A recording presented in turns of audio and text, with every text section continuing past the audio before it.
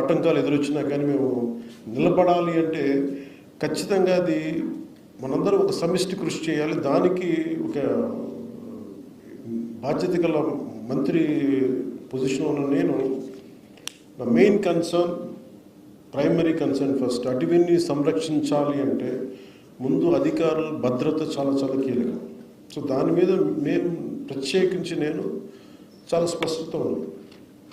Any political issues వచ్చినా కానీ, political ఒత్తిళ్ళు వచ్చినా కానీ చాలా చాలా స్పష్టంగా, ఇంక్లూడింగ్ కూటమి పార్టీల్లో ఉండే వ్యక్తులు కానీ, ఎమ్మెల్యేలు కావచ్చు, మిగతా ఏ స్థాయి వ్యక్తులైనా కావచ్చు, వెరీ క్లియర్ కట్ ఇండికేషన్ ఇవ్వడం జరిగింది. ఎట్టి పరిస్థితుల్లో కూడా మీరు లైన్ దాటకుండా డ్యూటీ చేసే అధికారులని మీరు ఎట్లా ఇబ్బంది పెడితే మటుకు కాన్సిక్వెన్సెస్ చాలా 100% అప్లై అవుతాయి. దయచేసి ప్లీజ్ అనేది దాంట్లో భాగం మీరు చేసుకుంటూ వచ్చాం. అలాగే ఫ్రంట్ లైన్ అటవీ సిబ్బంది చాలా కష్టమైన పరిస్థితులు పనిచేస్తూ ఉంటారు. వారి భద్రతా సంక్షేమం కోసం ఈ ప్రభుత్వం ఎల్లప్పుడూ కట్టుబడి ఉంటుంది. మొన్న మధ్యన అమరవీరుల దినోత్సవం గుంటూరుకి వెళ్ళినప్పుడు నాకు తెలియజేశారు, అటవీ సిబ్బంది సంక్షేమ నిధిని అవసరం ఉంది, ఏర్పాటు చేయాలంటే దానికి 5 కోట్ల నిధిని గౌరవ ముఖ్యమంత్రి నారా చంద్రబాబు నాయుడు గారి నాయకత్వం అటవీ సిబ్బందికి 5 కోట్ల రూపాయలు నిధిని ఏర్పాటు చేశారు. సో మిగతా మెయిన్ పాయింట్స్కి వెళ్ళబోయే ముందు just I would like to conclude this point.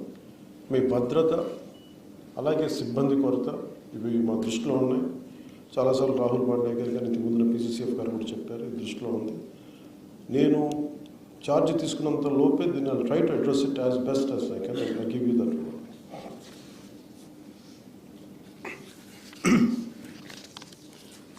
మనకి ఈ అటవీ సంరక్షణకు సంబంధించినంత వరకు we're a part of the entirety of the entire globe. ముఖ్యంగా మన ఆంధ్రప్రదేశ్ రాష్ట్రానికి వస్తే 22% మంది ఫారెస్ట్ కవరేజ్, తర్వాత మిగతా డీనోటిఫైడ్ ఫారెస్ట్ కూడా తీసుకుంటే దాదాపు అరౌండ్ 31% ఉంటుంది.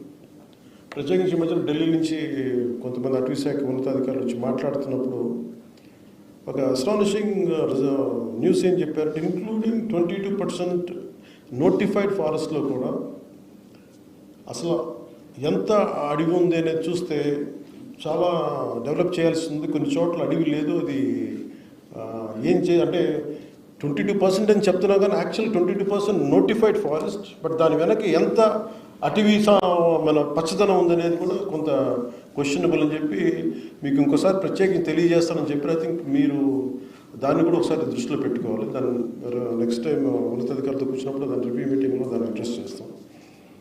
అలాగే మెయిన్ మీరందరూ దృష్టి సారించవలసిన కొన్ని ప్రధాన అంశాలు వరుసగా మీకు తెలియజేసుకుంటాం. ఒకటి, ఎన్క్రోచ్మెంట్ జరిగిపోతూ ఉన్నాయి. ఏది